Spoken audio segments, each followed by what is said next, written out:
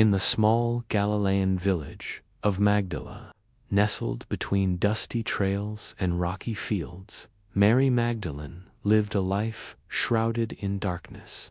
The air was thick with the scent of dry earth and olive trees, their gnarled branches casting jagged shadows across the uneven ground. The village itself was a humble cluster of mud brick homes, their beige walls weathered by the relentless sun, and the distant sound of goats bleating mingled with the occasional murmur of villagers going about their daily tasks. But for Mary, this world existed only on the periphery of her tormented existence. She was known to the villagers as a woman possessed, a soul cursed by forces beyond their understanding, and they avoided her with a mix of fear and pity. Her presence was like a shadow that chilled the warm sunlight, and children were warned to steer clear of the woman who wandered alone. Her steps unsteady and her eyes haunted.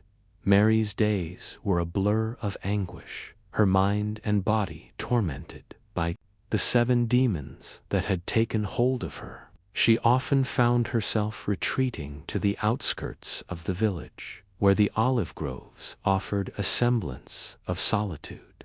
There, beneath the twisted branches, she sat on the hard ground, her knees drawn to her chest, her fingers digging into the dirt as if anchoring herself against the storm within.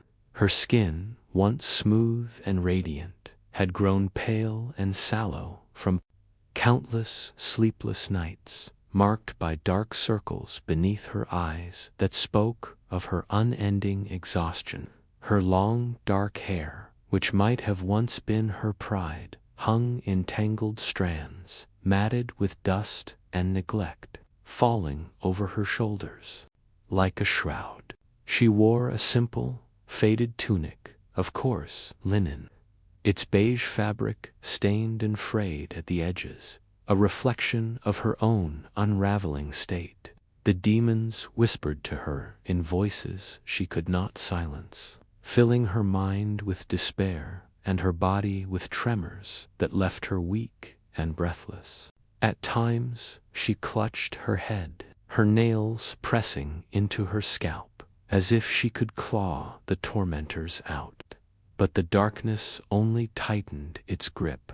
The villagers' rejection weighed heavily on Mary, their sidelong glances and whispered rumors cutting deeper than any physical wound. She had once been a part of their community, a young woman with dreams of a simple life, perhaps a family of her own. But as the demons took hold, those dreams crumbled, and she became an outcast, a pariah, whose very presence was seen as a blight. She could no longer bear to walk through the village square, where women gathered at the well to draw water and share stories, their laughter a cruel reminder of the life she had lost. Instead, she kept to the shadows, her movements furtive, her head bowed to avoid the judgmental stares. On the rare occasions when she ventured closer to the village, children would scatter, their mothers pulling them away with hurried whispers, and men would avert their eyes, muttering prayers for protection.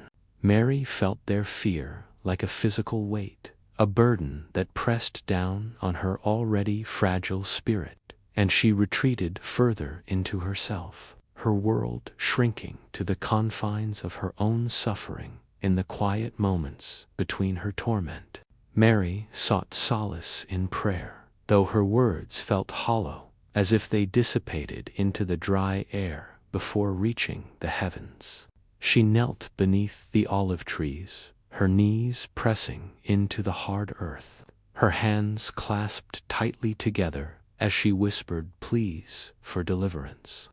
The sun dipped low on the horizon, casting a golden glow across the landscape, but its warmth could not penetrate the coldness that enveloped her heart. She prayed to a God she feared had abandoned her, her voice trembling with desperation, her eyes searching the sky for a sign that she was not forsaken.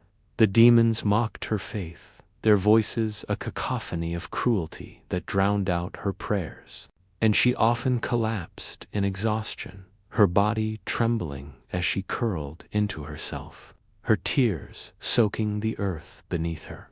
Yet, even in her deepest despair, a faint spark of hope flickered within her, a fragile belief that there might be a way out of the darkness that consumed her. One evening, as the sky turned a deep indigo and the first stars began to appear, Mary sat alone in the grove, her body aching from the day's torment. The air was cool, carrying the scent of blooming wildflowers, a stark contrast to the turmoil. Within her, she wrapped her arms around herself, her fingers tracing the frayed edges of her tunic, and stared into the distance, her eyes glassy with unshed tears. It was then that she overheard a group of villagers passing by on the nearby trail, their voices low but urgent. They spoke of a man named Jesus, a teacher from Nazareth who had been traveling through Galilee, healing the sick and casting out demons with a power that seemed to come from God Himself. The words struck Mary like a lightning bolt, piercing through the fog of her despair. Her heart quickened, a mixture of fear and longing stirring within her, and she clung to the name Jesus as if it were a lifeline. For the first time in years, she felt a glimmer of possibility, a chance that the darkness might be lifted. With trembling hands, she wiped the tears from her cheeks, her resolve hardening despite the weakness in her limbs. She knew the journey to find this man would be perilous, her body frail and her spirit battered. But the hope he represented was a flame she could not ignore. Determined to seek him out, Mary rose to her feet, her steps faltering but resolute, and set out into the night, leaving the olive grove behind her as she embarked on a path that would change her life forever. Mary Magdalene journeyed through the night, her frail body driven by a desperate hope that clung to her like a lifeline. The road to Capernaum stretched long and arduous before her, winding through rocky hills and past clusters of date palms that swayed gently in the cool breeze. Her worn sandals slapped against the uneven ground, each step a struggle as her legs trembled with exhaustion, her breath coming in shallow gasps. The sky above was a tapestry of stars, their faint light guiding her path. But the darkness within her remained unrelenting, the demons whispering their cruel taunts with every mile she traveled. Her faded beige tunic clung to her skin, the fabric torn at the hem from catching on thorny bushes along the way, and her tangled hair fell into her face, obscuring her vision as she stumbled forward.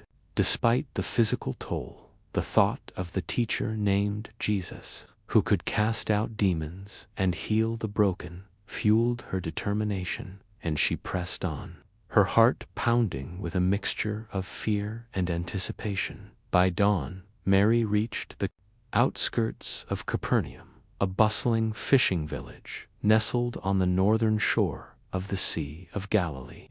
The air was thick with the salty temps of the sea, mingled with the scent of fresh fish and the earthy aroma of damp nets drying in the sun.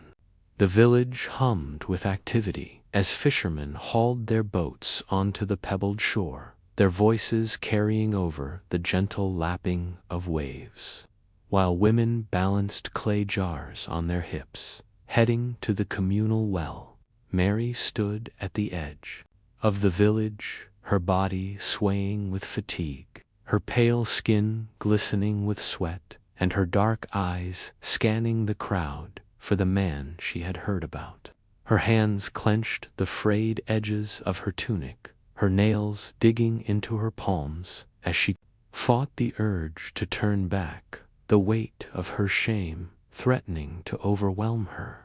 The demons within her stirred, their presence a suffocating pressure in her chest. But the sight of a large gathering near the water's edge drew her forward, her heart racing with the possibility of salvation. As Mary approached the crowd, she saw him, Jesus, standing on a slight rise overlooking the sea, his simple robe of undyed wool billowing slightly in the breeze. His presence was magnetic, drawing people of all walks of life to him, fishermen with weathered faces, women with children clinging to their skirts, and even a few Pharisees who watched from a distance with skeptical expressions. The morning sun cast a golden halo around him, illuminating his face, which radiated a quiet strength and compassion that seemed to pierce through the chaos of the crowd. Mary's breath caught in her throat, her body trembling as she pushed her way forward, her small frame weaving through the sea of people. The villagers parted reluctantly, their murmurs of disdain following her as they recognized the outcast from Magdala.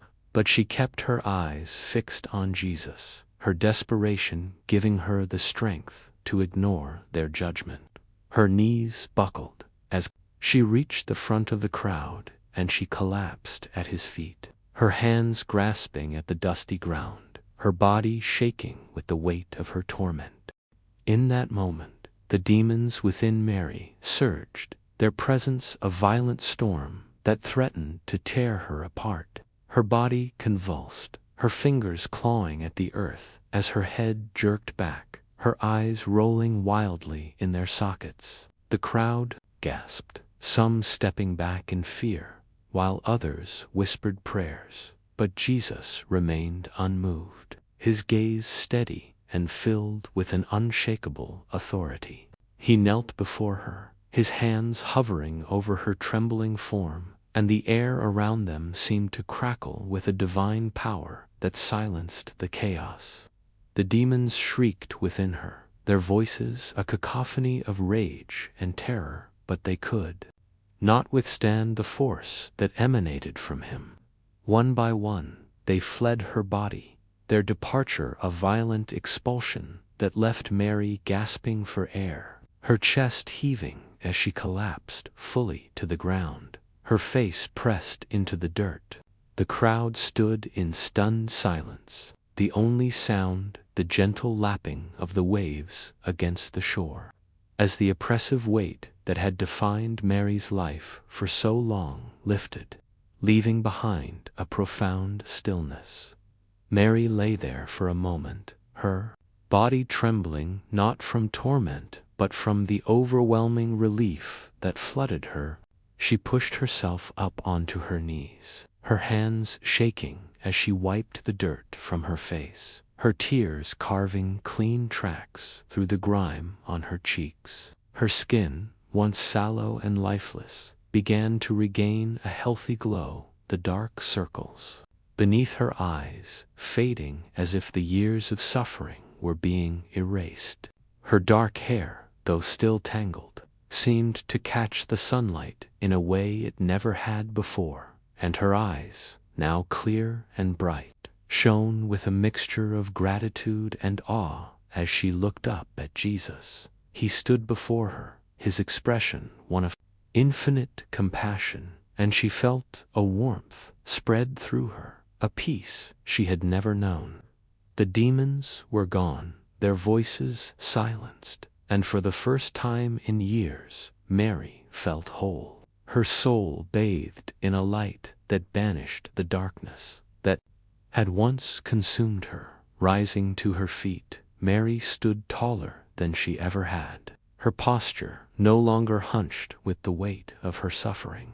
The crowd around her began to murmur again, but their voices were now filled with wonder rather than scorn, and some even reached out to touch her, as if to confirm the miracle they had witnessed.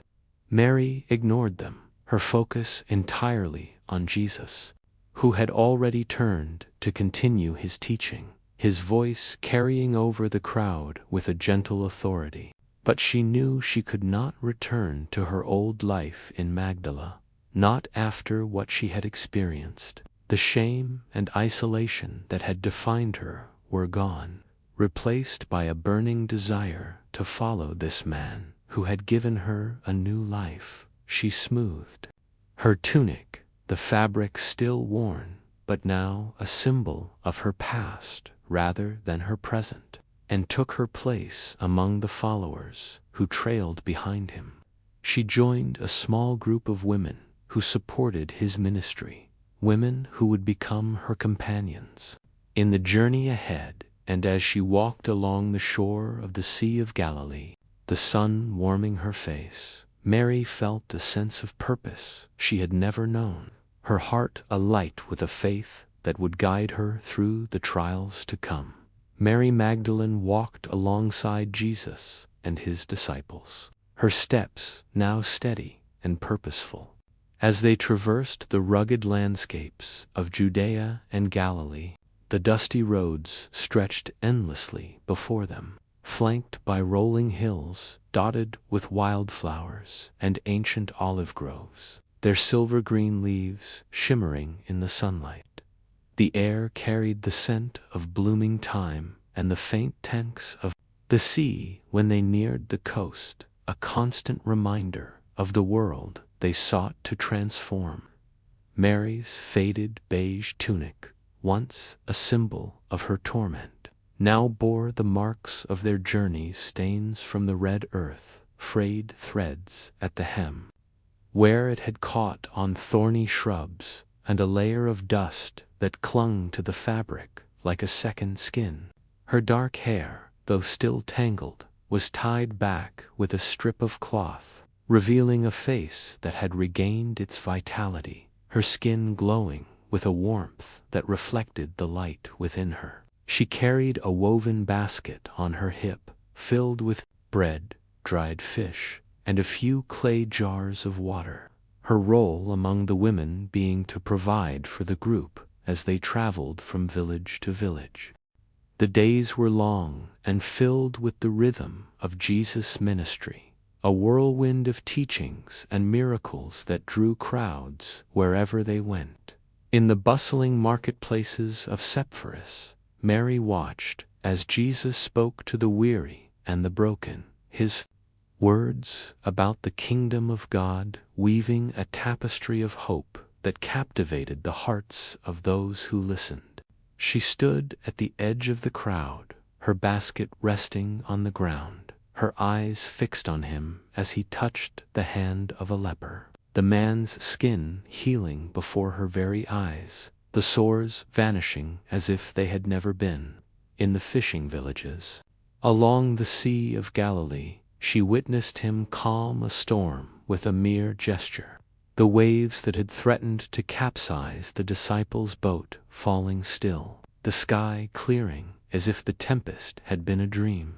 Each miracle deepened her faith, a quiet fire that burned within her, but it also brought a growing sense of unease. She noticed the way the Pharisees lingered at the edges of the crowds, their faces etched with suspicion, their whispered conversations, a dark undercurrent to the hope Jesus inspired. As the group moved through the countryside, Mary often found herself walking beside the other women who supported Jesus' ministry, Joanna, Susanna, and Salome, women who had also been touched by his grace. Together, they gathered what little they could to sustain the disciples, bartering in markets for grain or fish, their hands calloused from carrying heavy loads. Mary's strength had returned since her healing, but the physical demands of the journey were nothing compared to the emotional weight she carried. At night, when the group stopped to rest, they would build a small fire, the flames casting flickering shadows on the faces of the disciples. As Jesus taught them in the quiet hours, Mary sat close to the fire, her knees drawn up, her hands wrapped around a clay cup of water, her gaze fixed on Jesus as he spoke of love, forgiveness, and a kingdom where the last would be first. His words filled her with a peace that soothed her soul, but they also stirred a deep fear within her, a premonition of the trials that lay ahead. The growing hostility toward Jesus became impossible to ignore as they traveled further into Judea. In the villages near Jerusalem, the air was thick with tension, the crowds more divided than ever. Some hailed Jesus as a prophet, their voices rising in praise as they pressed forward to touch the hem of his robe, while others sneered, their accusations of blasphemy echoing through the streets. Mary watched from the sidelines, her heart sinking as she saw the scribes and Pharisees grow bolder, their questions designed to trap him, their eyes gleaming with malice.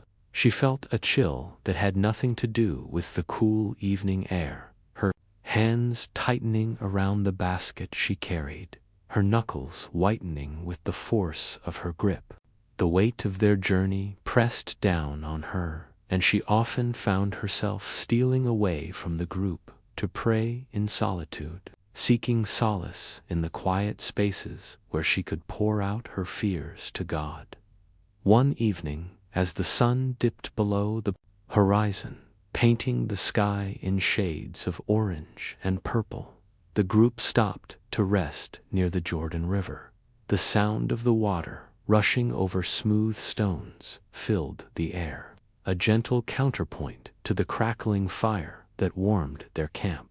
Mary slipped away from the others, her sandaled feet leaving faint imprints in the soft earth as she walked to the riverbank. She knelt on the damp ground, the hem of her tunic soaking up the moisture, and clasped her hands together, her eyes closing as she whispered prayers for Jesus' safety.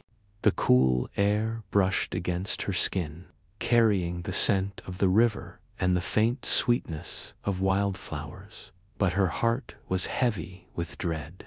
She prayed with a fervor that bordered on desperation, her fingers trembling as she pressed them against her forehead, her mind filled with images of the growing crowds, the hostile faces, and the whispered threats that seemed to follow them like a shadow. The stars above twinkled in the darkening sky, their light a faint comfort against the fear that gnawed at her, but she held fast to her faith, trusting that God would protect the man who had saved her. As the days turned into weeks, Mary's devotion to Jesus only deepened, her every action a testament to the gratitude that filled her heart. She mended the disciples' torn cloaks with careful stitches, her fingers deft despite the roughness of the fabric, and shared what little food they had with a generosity that belied their scarcity. She listened to Jesus' teachings with an intensity that set her apart, her dark eyes reflecting the firelight as she memorized his words, storing them in her heart like precious treasures. Yet the shadow of fear grew longer with each passing day, a dark cloud that threatened to obscure the light of her faith.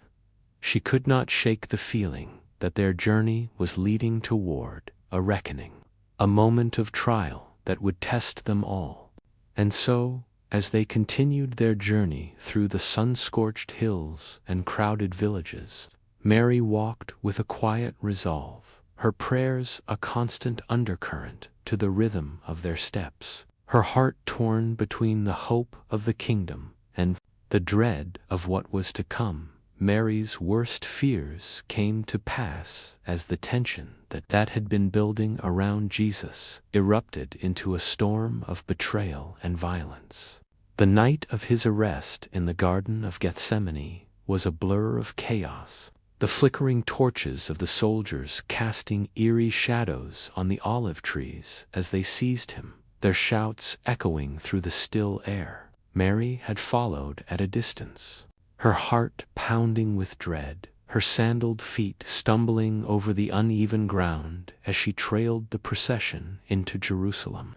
The city was restless, its narrow streets filled with the murmurs of Passover pilgrims, the air heavy with the scent of roasting lamb and the faint tang of smoke from countless fires. She wrapped her beige tunic tighter around her, the fabric now stained with the dust of their long journey, her dark hair falling loose from its tie as she hurried to keep up, her eyes wide with terror at the thought of what lay ahead by morning. The trial had begun, and Mary stood among a small group of women at the edge of the courtyard outside the praetorium, her body trembling with a mixture of cold and fear. The crowd around her was a sea of faces, some curious, others hostile, their voices rising in a cacophony of demands as they pressed closer to the Roman governor's seat. She caught glimpses of Jesus through the throng, his once pristine robe, now torn and stained with blood, his face bruised and swollen from the blows he had endured. A crown of thorns had been cruelly pressed onto his head, the sharp spikes digging into his flesh, rivulets of blood trickling down his forehead and staining his cheeks. Mary's hands clenched into fists at her sides, her nails digging into her palms as she watched, her heart breaking with every lash of the whip that echoed through the courtyard. The crowd's cries for crucifixion grew louder, a chilling chant that drowned out the pleas of the few who still believed in him, and Mary felt a sob rise in her throat, her eyes burning with unshed tears. When the sentence was pronounced, Mary followed the procession to Golgotha, her steps heavy with grief, her body aching from the sleepless night. The road to the place of execution was lined with onlookers, some jeering, others weeping, their faces a blur as Mary kept her gaze fixed on Jesus, who struggled under the weight of the cross he was forced to carry.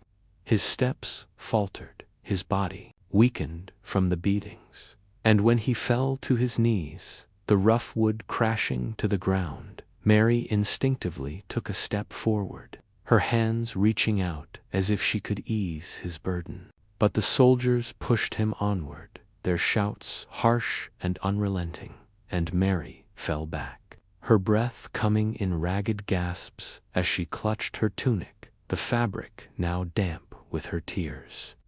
The hill of Golgotha loomed ahead, a barren mound of rock under a sky that had grown ominously dark, the air thick with the scent of sweat and blood, as the crowd gathered to witness the execution. Mary stood at the foot of the cross, her place among the women a silent testament to her unwavering devotion. The rough wooden beams of the cross towered above her, Jesus' body nailed to them, his arms stretched wide, his chest heaving with each labored breath. The crown of thorns still rested on his head, the blood now dried in dark streaks across his face, his eyes half closed in agony. The soldiers had stripped him of his robe, leaving him in a tattered loincloth, his body marked with welts and wounds that spoke of the brutality he had endured.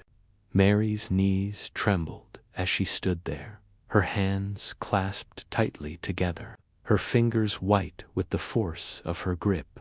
She could barely look at him, the sight of his suffering tearing at her soul, but she refused to turn away, her love for him anchoring her to the spot.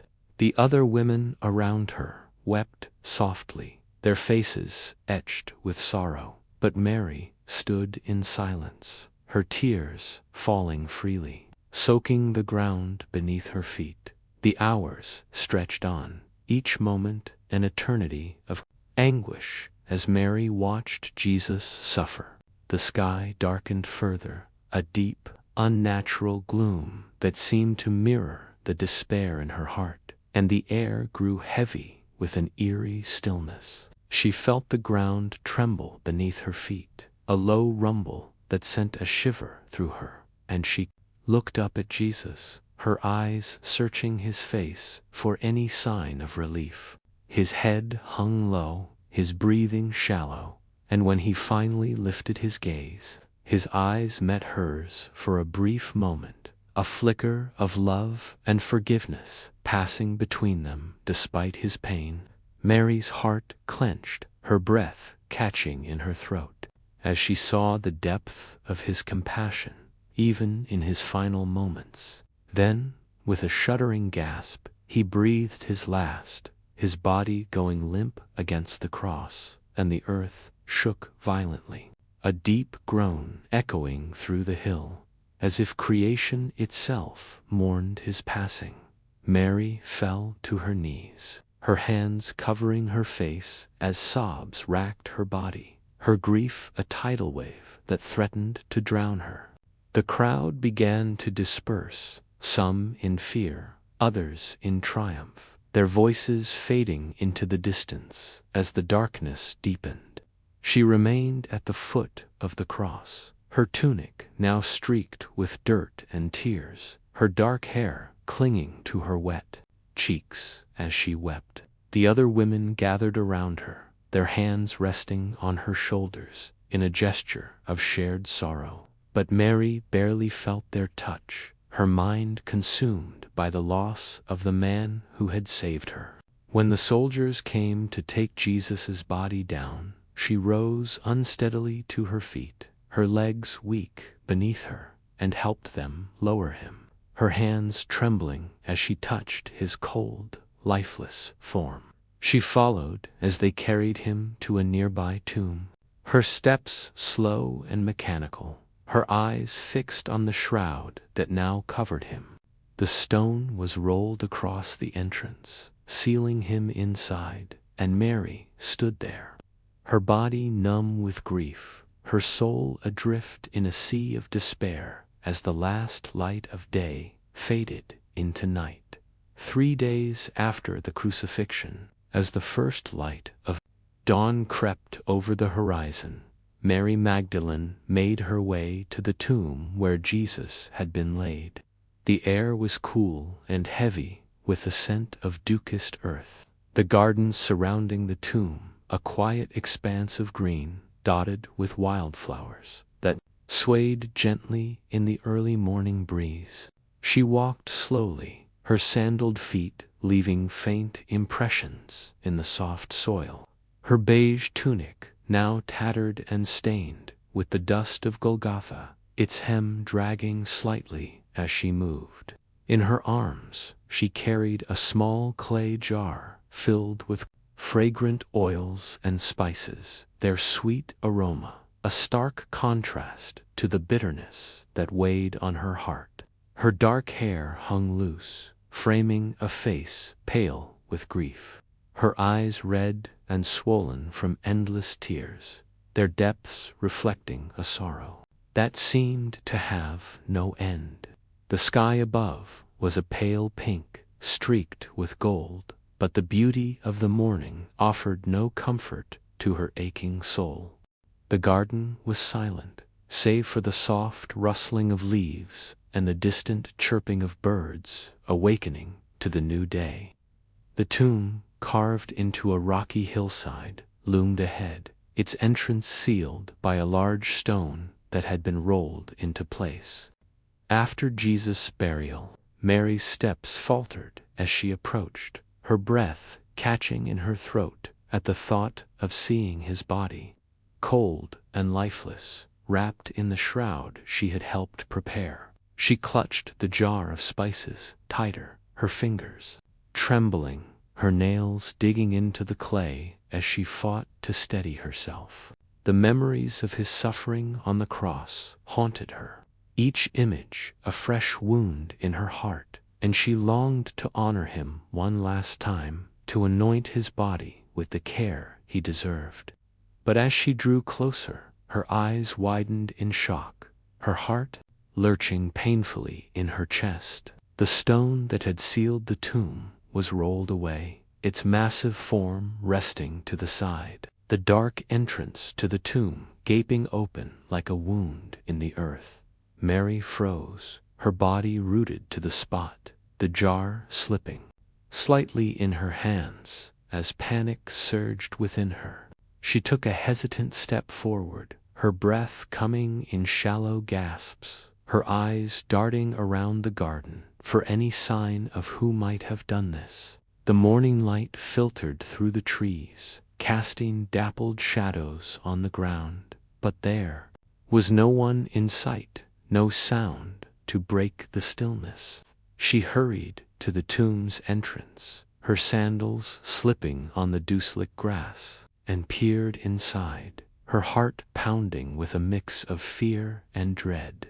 The tomb was empty, the stone slab, where Jesus' body had lain bare, the burial cloths neatly folded in the corner, a silent testament to his absence. Mary's mind reeled, her knees buckling as she sank to the ground, the jar of spices falling from her hands and rolling away, its contents spilling onto the earth. She clutched at her chest, her fingers twisting in the fabric of her tunic, her breath hitching as she tried to make sense of what she saw. Tears streamed down her face, her body shaking with the force of her sobs as the realization hit her someone had taken his body. The thought was unbearable, a final cruelty that stripped her of even the small comfort of tending to him in death. She buried her face in her hands, her dark hair falling forward like a curtain, her cries echoing softly in the stillness of the garden. The morning light grew brighter, the golden hues of dawn giving way to a soft, radiant glow, but Mary was too consumed by her grief to notice. She rocked back and forth, her hands trembling as she pressed them to her face, her tears soaking her fingers, her mind a whirlwind of despair. The garden around her seemed to fade, the colors muting, the sounds of nature receding as she lost herself in her sorrow, her heart breaking anew at the thought that even in death Jesus had been taken from her. Unbeknownst to her, the light in the garden continued to grow, a gentle radiance that seemed to emanate from the tomb itself. Mary remained oblivious, her head bowed, her body curled in on itself as she wept, her tears falling to the ground like rain. The air around her shifted, a subtle warmth brushing against her skin, carrying with it a presence that was both familiar and otherworldly. She felt it before she saw it, a stirring in her soul that made her breath catch, her sobs faltering as she slowly lifted her head. Her hands fell to her sides, her fingers brushing the grass, and she blinked through her tears, her vision clearing just enough to see a figure standing before her. The man was bathed in light, his simple white robe glowing softly in the morning sun, his face serene and radiant, his eyes filled with a love that transcended the pain of the world. Mary's heart skipped a beat, her body trembling as she stared at him, her mind struggling to comprehend what she saw, her grief momentarily suspended by the overwhelming sense of peace that enveloped her. Mary's tear-streaked face lifted fully as she gazed at the figure before her, her breath catching in her throat as recognition dawned.